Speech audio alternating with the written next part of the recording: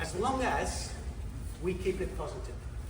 Right? So we can have Kumi Kata for the sake of Kumi Kata. So we can have grip fighting for the sake of grip fighting. So I used to see it a lot, you know, where we would have certain coaches would say, right, you know, I want everybody fighting hard for the grips, with nothing positive at the end of it, unfortunately. All right? And now the rules dictate that if you get a positive grip, if I take the grip off here, I have this grip here, if I keep the hands down here and I keep them pinned, he has mine, he keeps that pinned, we're both going to still get penalised. We will. But more and more now, we've seen the positivity come in, because we know that if we catch a grip, even if we're near the edge and we go outside of the area here, all right, if I fought really hard for this grip, we're not going to get penalised on the edge so much now. You know, we can go out and they're not just going to penalise us unless he's running out. All right, but the big advantage is that once I get this, I want to come back in because I want to throw him. I don't want to let go of this, because if I let go, I've got to come back and then I've got to fight for the grip all over again, right? So what we've found is more and more people are positive with the grips. They catch the grip and they want to throw off it, all right? So the great advantage we have is that if we're fighting somebody opposite, for example, and we can't get two hands on, all right, as long as we've got one hand on, then there's always a possibility to throw, all right? There's always a possibility to throw. And for me, the massive advantage that I had against opposites, and I didn't like fighting lefties. I'm just being honest. You're not lefty, are you? No. All right. All right. Phew. Yes. So if I was fighting lefties, and we'll do it against the extreme same side here, which you can see that everything's changed here. Kumi Kata's changed, everything's changed. All right. If we're fighting somebody opposite stance, this is easy, but this isn't. Right, so what do we do? How do we make it so we've got a situation like this where we can come in and then we can throw? How can we get the angles right?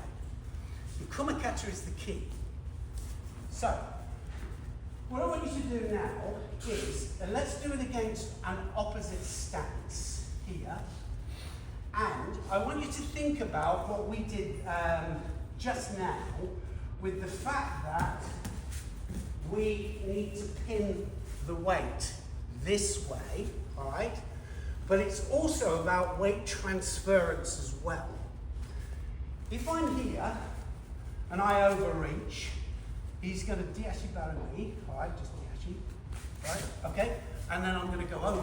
So actually, I have to make sure that I come up towards this balance line here, his balance line, especially with this arm that's going to direct, which at the moment is in the wrong place, not in a good place.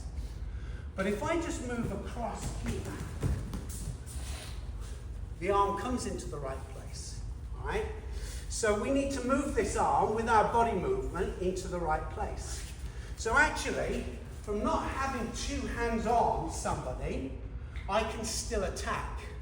And we've seen more and more top fighters at the moment using one hand on in order to start to move in, and then they brought the other hand on as they're in the right position. Okay? So what I want you to do is get this W effect with the feet. And what we're going to do is I'm going to move. I'm the thrower. I'm Tori. I'm going to move across. Watch this elbow here, and I'll change it in a minute so you can all see. Come over here so you can just see a bit. All right? Watch the elbow, and then watch this hand catch to the outside here in order to pull the opponent in. All right? So what we've done now is, rather than, and we can move, we don't have to be totally static here, always with movement, because then the readjustment is easier. This hand here, he's keeping that back. He don't want me to have that, because he knows I'm going to throw. It's like, for example, Mr. Ono, all right, who you have just had here, all right, if if you let him get 2 hands on, 100% guaranteed he will throw them, right? You're all laughing because one or two of you have probably been over the top. If he gets the second hand on, he will throw. All right, so actually, what we do then, we go, I'm going to keep the hand back. So, the same principle that we had with backward throws here, this elbow here is going to come around to the midsection, because I'm going to move round, and I'm going to do the kochigari, and all I'm going to do on that leg that's far away here is sweep the foot in the direction of the toes. It goes in the direction of the toes, always. And it's just the bottom of the foot that does it. And as you can see, that as soon as I move across, then I get the travel, right? Because my body then is going forwards. It's readjustment of balance to go in the right direction, right? But it's against somebody that's opposite. And I see this so often. You'll hear me commentate, and I'll go, look at the W effect with the legs, and he can't catch. You know, they're going like this, trying to catch the sleeve. If he catches the sleeve, or I catch the sleeve, then we're going to attack. So sometimes we can do it without. This here is make it fairly loose so that you can move across. We're going to move into the central point here. I don't want to be too close because then we can't get the reaping action of the foot. So we don't want to be too close. We also don't want to be too far away here because then I can't reach it. So I need you to make the readjustment from here and move across for the kochigari. Right?